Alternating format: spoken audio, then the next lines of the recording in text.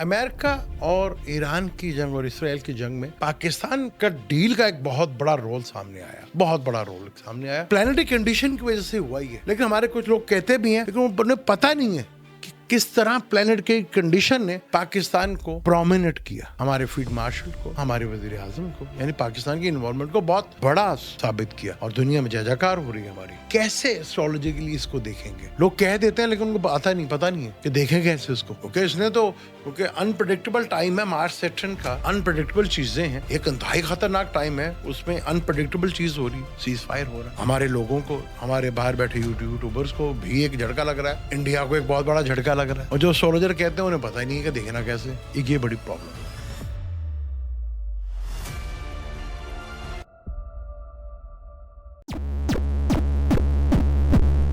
अस्सलाम वालेकुम, मैं हूं आपका एस्ट्रोलॉजर सलीम समी। खुशामदीद सियासत और नजूम के ऊपर। जंग ईरान, इसराइल और अमेरिका की जंग चल रही थी। बीच में लेबनान भी शामिल हो गया था, सऊदी अरब, बाकी अरब ममालिक भी इसमें थे।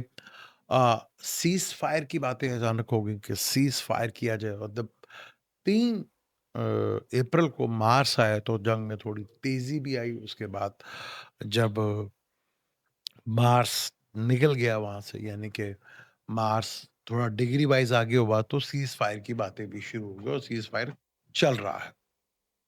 अब जंग है अमेरिका, इसराइल, ईरान। अरब को भी बीच में खाम खा रगड़े गए। खाम खाने के कुछ किया होता तो रगड़े जाते हैं, अदरवाइज तो नहीं होता। अब इसराइल, इसराइल के वजीर आजम, उनके लिए एक प्रॉब्लम, क्योंकि ये सीज फायर जो है उनके लिए परेशानी का बायस ही।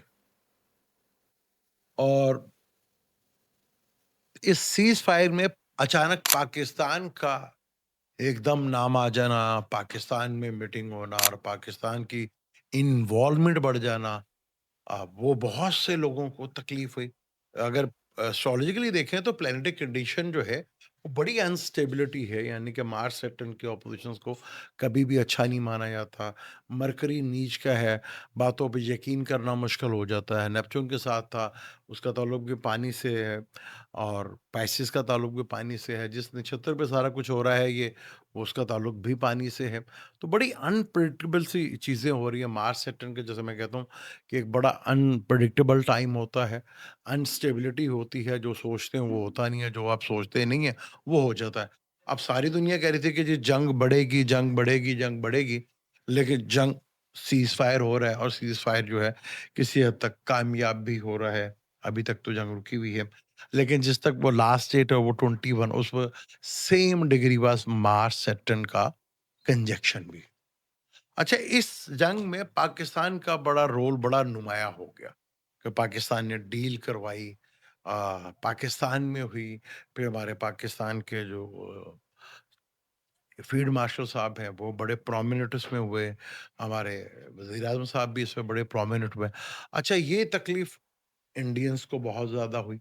अच्छा, इंडियंस सबको नहीं मैं बात कर रहा, इंडियन हुकूमत के लिए और इंडिया और इंडियन मीडिया के लिए जो है, जिसको गोदी मीडिया कहा जाता है, उसको बड़ी तकलीफ हुई कि यार ये क्या चक्कर है कि पाकिस्तान जो है वो किस चक्कर में लग गया कि वो अमेरिका की नज़र में, दुनिया की नज़र में अच्छा हो रहा है। वो उनको बहुत ज़्यादा अच्छी मुसीबत पड़ गई। इंडिया के लिए तो इंडिया का मीडिया ही, खैर उनका वज़ीर-आज़म भी अच्छा है कि वो रहे, वो हमारे लिए अच्छा है। उनका मीडिया जो है जो करता है, वो उनके ही गले पड़ जाती है, और फिर वहाँ पे वो मेजर साहब हैं, वो अच्छा है वो लोग रहें, वो अच्छा है उनके लिए। हमारे लिए अच्छा है कि वो लोग ऐसे लोग रहें। अच्छा, हमारे पाकिस्तानी यूट्यूबर भी जो बाहर बैठे हैं, वो उनके लिए भी परेशानी का बायस बन गई।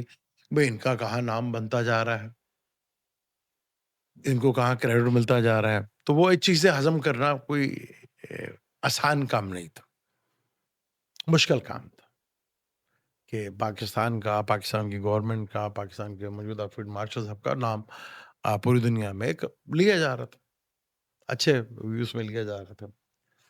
चाहे वो कम हो गया ज़्यादा, वो एक अलग बहस है, उसमें हम नहीं पड़ते, लेकिन नाम तो लिया जा रहा था जी, और वो डील में भी शामिल है। तो मेरा एक एस्ट्रोलॉजर हूँ, तो मैं चीज़ों को एस्ट्रोलॉजी के लिहाज से देखता हूँ। मैंने जैसे आपको बताया कि मार्स सैटर्न एक अनप्रेडिक्टेबल टाइम है, अनप्रेडिक्टेबल टाइम में अनप्रेडिक्टेबल चीज़ें होती हैं, वो हो रही हैं। लोग सोच रहे नहीं जी जंग बढ़ेगी, सारा कुछ होगा, लेकिन अभी तक तो जो है वो जंग सीज़ फायर की तरफ जा रही है। और 21st को जो है वो पहले 12 था महल, फिर ये आगे बढ़ 6 था, फिर 6 से 12, फिर 21 तक चला गया। अब पाकिस्तान कैसे इसमें बेनिफिट में आया, किस तरह उसको फ़ायदा मिला, तो वो बड़ा ही इम्पोर्टेंट है। उससे पहले मैंने मेरा जो दूसरा चैनल है एसएस सलीम समी एस्ट्रोलॉजर, उससे मैंने एक वीडियो बनाई थी नक्षत्र के बेस के ऊपर कि नक्षत्रों पे बहुत इम्पोर्टेंट होते हैं हमारे चार्ट में। हम अक्सर देखते हैं कि हम जब किसी प्लेनेट के ट्रांज़िट की बात होती है, तो एक ही प्लेनेट होता है एक ही घर में, लेकिन उसके रिज़ल्ट मुख्तलिफ आते हैं। वो यही वजह है कि वो नक्षत्र चेंज करता है, ज़ोडिक साइन वही रहता है। फिर बहुत बारीकी में जाए तो वो उसके चरण भी होते हैं, वो चरण चेंज करने के बाद भी चीज़ें चेंज होती हैं।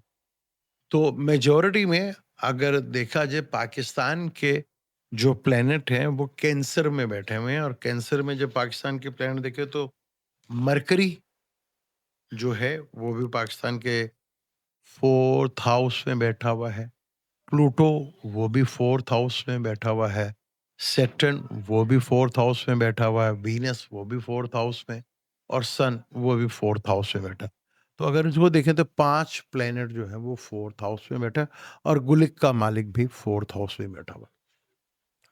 ट्रांज़िट में अगर हम देखते हैं तो ट्रांज़िट में पाइसेस में 4 से 5 प्लैनेट जो है वो बैठे हैं, 4 प्लैनेट बैठे हुए हैं।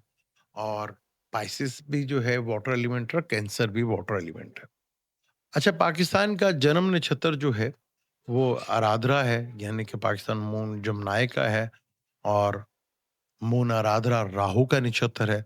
मेजॉरिटी में ये जितने प्लैनेट बैठे हुए हैं, प्लूटो को ले लें, सैटर्न को ले लें, वीनस को ले लें, सन को ले लें। जब मंडेन एस्ट्रोलॉजी होती है तो उसमें मैं ये 3 प्लैनेट हैं जो दूर होते हैं, उनको भी मंडेन लेवल में जो है हम ज़रूर लेते हैं उसको। उधर ट्रांज़िट में भी वो पाइसेस में बैठे हुए हैं सारे, और पाइसेस में जिस नक्षत्र पे बैठे हुए हैं वो है सैटर्न का नक्षत्र उत्तरा भाद्रपद, वो भी वाटर एलिमेंट है।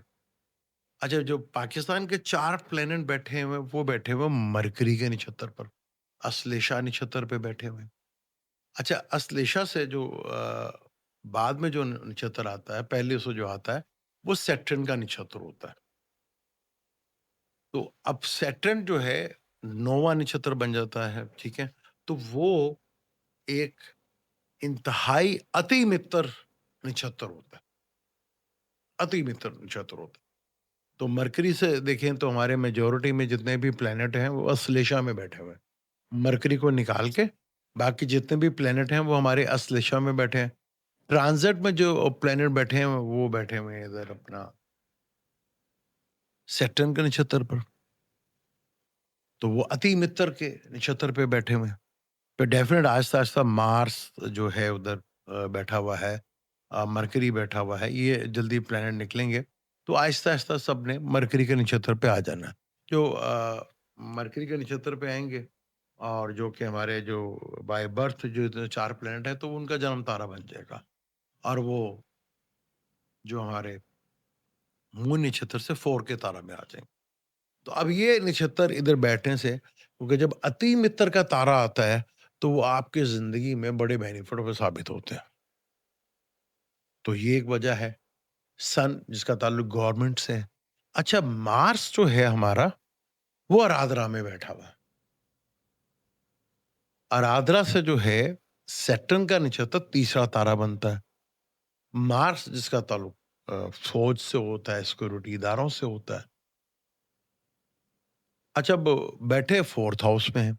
अभी तक तो जितनी भी चीज़ें कोई बेनिफिट या फ़ायदा होता है हमें बैरून मुल्क से या किसी जंग की वजह से, किसी की वजह से वो होता है, तो वो फ़ायदा हमारे सरबराहों तक रह जाता है या हमारे ताकतवर हलकों तक रहता है, वो अवाम तक कभी शिफ्ट नहीं हुआ। क्योंकि अवाम का जो अपना प्लैनेट है मून, वो तो बैठा हुआ है 12वें घर में। अब 4 से 12वें घर में, अपने से 12वें घर में बैठा हुआ है। यानी जमुनाई में बैठा मार्स के साथ बैठा हुआ है। अब मार्स भी आराधना में बैठा हुआ है। तो अभी तो गवर्नमेंट को तो बहुत फेवर्स मिलते भी नज़र आ रही हैं इसकी वजह से। अच्छा, ये हमारा ये 4th हाउस है, इंडिया का बनता है ये 3rd हाउस है, क्योंकि वो टॉरस है। उनकी कम्युनिकेशन उन्होंने बल्कि ईरान से करनी चाहिए थी, उन्होंने इसराइल से कर ली थी। अब वो लगे हुए हैं ईरान से करने में अपनी बेहतरी करने, लेकिन उनका जो मीडिया है और उनके जो कुछ लोग हैं, वो अभी तक जो है वो कह रहे थे पहले हमारा इसराइल जो है फादर है, अब वो कह रहे हैं भाई हैं। अच्छा, बाप जो है वो सॉरी सरफराज जो होता है बाप ही होता है, वो कह रहा है हमारा फादरलैंड है और वो बच्चे कह रहे हैं कि नहीं हमारा भाई है। अभी कुछ समझ नहीं आ रही रिश्ते की उनकी क्या रिश्ता है, वो फादरलैंड है या भाई लैंड है, कुछ समझ नहीं आ रही। तो निछत्तर के हिसाब से अगर देखें हम जन्म के नक्षत्र से आप देखें तो तीसरे नक्षत्र पे है। सैटर्न पाकिस्तान का राहु जन्म नक्षत्र है। तो राहु से ये तीसरे नक्षत्र में है। तो तीसरा नक्षत्र जो है ना वपित्त होता है बिल्कुल। मुश्किलात जो है वो टेंशन डाल देता है। तो अभी जो बड़ा अच्छा दिख रहा है, लेकिन अगर हम जहाँ प्लैनेट बैठे हैं उससे देखें तो वो अति मित्र यानी कि बहुत बेस्ट फ्रेंड के तरह में बैठे हुए हैं। सन तो उसको ये बेनिफिट हो रहा है। क्या हमारे जो है सिक्योरिटीदार हैं उनको भी इतना ही बेनिफिट या फ़ायदा होगा कि नहीं? ये एक सवाल है, जो कि काफ़ी मुश्किलात में डाल सकता है। क्योंकि अभी तक तो सभी यकीन ही नहीं आ रहा कि यार ये डील किस तरफ चल पड़ी।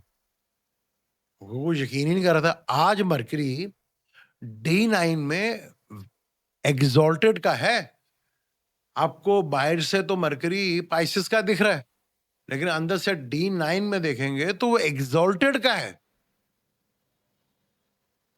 और अभी हमारे जो हैं चीफ हार्वेस्ट वो उधर अमेरिका भी जाएंगे, तो ये भी है।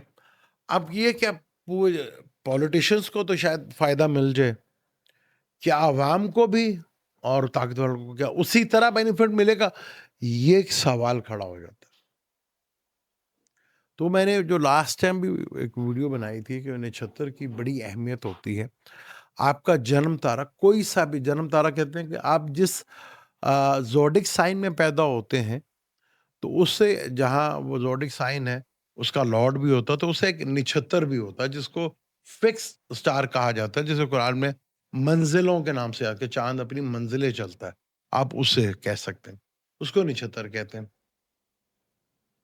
तो जन्म तारा से अगर आपका दूसरा तारा हो, बहुत अच्छा माना जाता है। चौथा तारा हो तो अच्छा माना जाता है। छठा तारा भी अच्छा माना जाता है और ख़ास तौर पर 9वां तारा तो बहुत एक्सीलेंट माना जाता है। तो अगर उसके बिल्कुल ऑपोज़िट हो यानी आपका जो जन्म तारा है उससे 3, 5, 7 में आ जाए तारा, तो वो बहुत ही प्रॉब्लमैटिक होता है। उस टाइम पे किया हुआ काम आपको प्रॉब्लम में डाल देता है। उस टाइम आपके ज़िंदगी में जो लोग आए होते हैं, वो आपके लिए मुसीबत की घड़ी बन जाते हैं। वो आपको टेंशन देके चले जाते हैं। वो आपको प्रॉब्लम देके चले जाते हैं। वो इस टाइम पे जो है अगर उस नक्षत्र से अ, मिले हुए लोग, उस टाइम पे किया हुआ काम आपके लिए बहुत ही हानिकारक हो जाता है। यानी कि बहुत तबाही का बायस बनता है। वो लोग ही आपके सबसे बड़े दुश्मन होते हैं। अगर हम सिंपल सा देखें, खान साहब ने जिसको अपना चीफ मिनिस्टर बनाया या कोई ओहदा बड़ा दिया, उन सब ने धोखा दिया।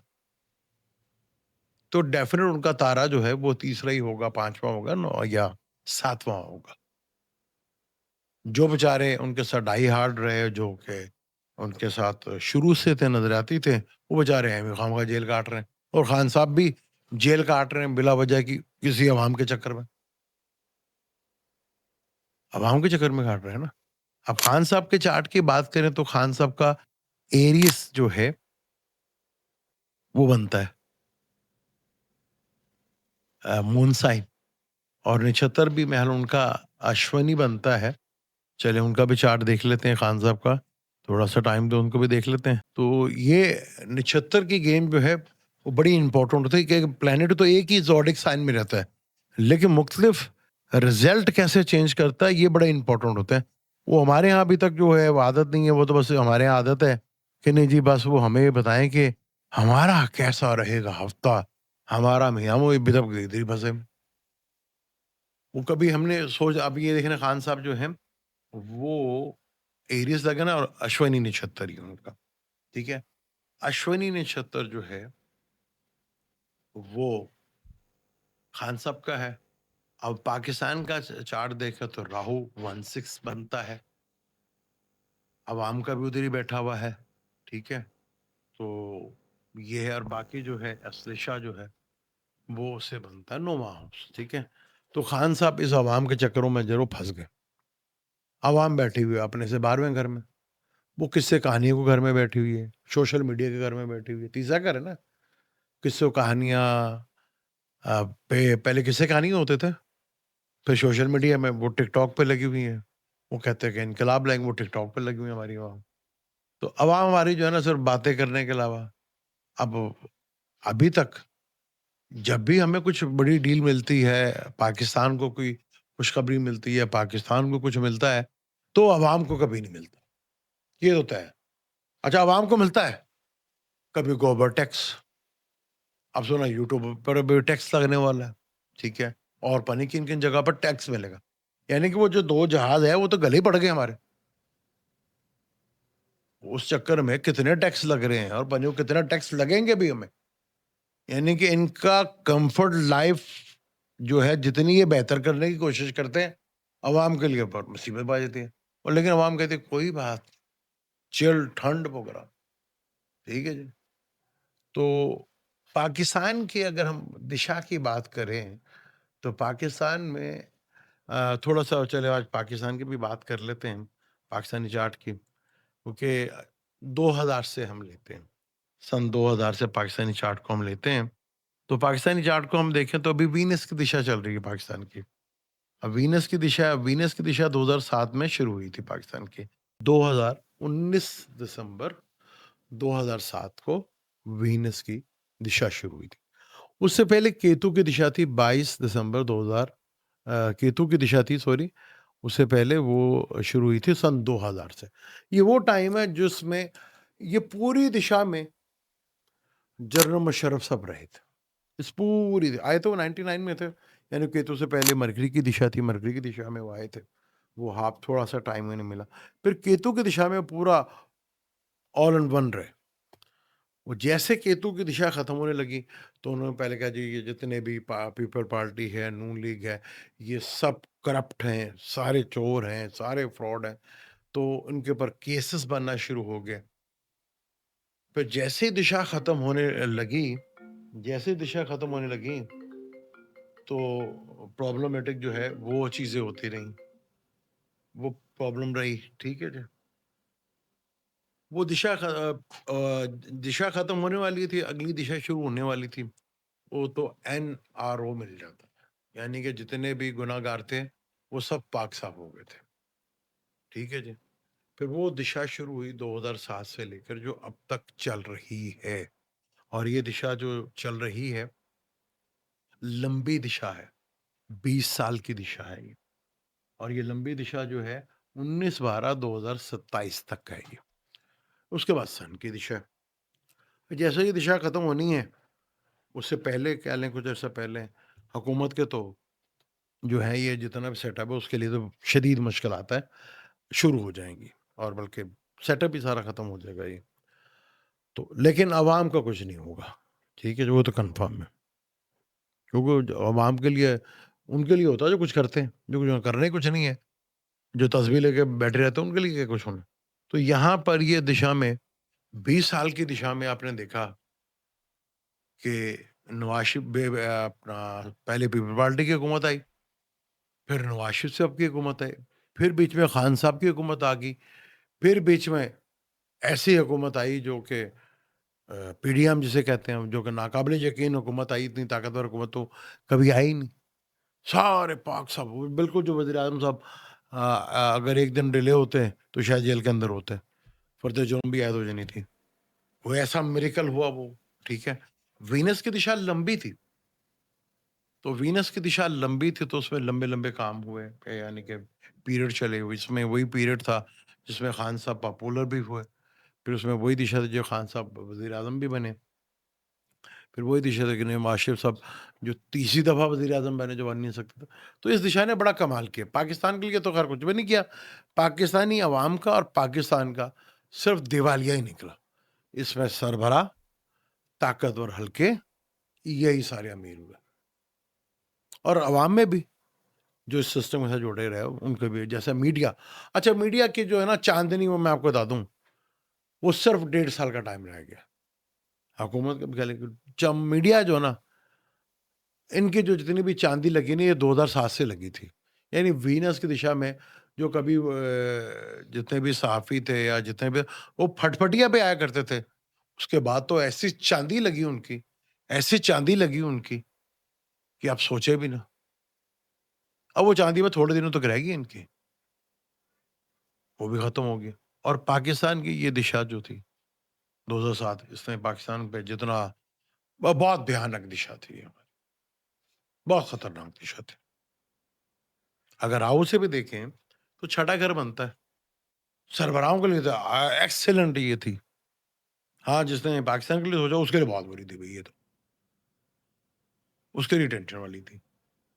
तो ये और पाकिस्तान का जो अश्लेषा में निछत्र बैठे हैं, क्योंकि अश्लेषा से सैटर्न से पहले आता है यानी उसका अति मित्र का बनता है। तो मेजॉरिटी में जितने पाकिस्तान के जो प्लैनेट्स हैं, वो अश्लेषा में बैठे हुए हैं, मरकरी के नक्षत्र में बैठे हैं और सैटर्न से अति मित्र तारा बनता है। ये जो प्लैनेट यहाँ बैठे हैं। लेकिन अगर हम मून साइन से देखें, तो इस सैटर्न का जो तारा है वो बहुत वपित तारा है जो कि बहुत मुश्किल में डाल देता है। जो अभी आपको बड़ी आसानियाँ लग रही हैं, वो वैसे बहुत मुश्किल में लग सकते हैं। तो ये एक वजह थी मैं कि अगर पाकिस्तान को जो बहुत प्रोमिनेंट हो रहा है, तो उसकी वजह और रीज़न भी देखें तो मार्स भी तो इधर ही है ना आजकल। मार्स भी इधर ही है आजकल, उत्तराभद्र में और पाइसेस में है। इस वजह से कहा अति मित्र है ना, तो हम अमेरिका के इस वक़्त अति मित्र बने हुए हैं। तो और ये पूर्वाभास जो है जिसमें जो अपना पैचअप हो रहा है तो उसमें थोड़ा काम डिले ज़रूर होता है, डिले ज़रूर आता है इस काम में, थोड़ा डिले होता है शायद सीज़फायर और लंबा हो जाए, थोड़ा-सा और टाइम लग जाए। तो ये डील करते हुए थोड़ा डिले आ जाए, लेकिन कल को ईरान की और अमेरिका की दोस्ती होगी ना, तो फिर बहुत से ममालिक के लिए बहुत बड़ी प्रॉब्लम खड़ी हो सकती है और ये डील शायद उनकी गहरी दोस्ती में बदल जाए। मुझे दें इजाज़त, इंशाल्लाह मिलते हैं अगली वीडियो में। अल्लाह हाफ़िज़।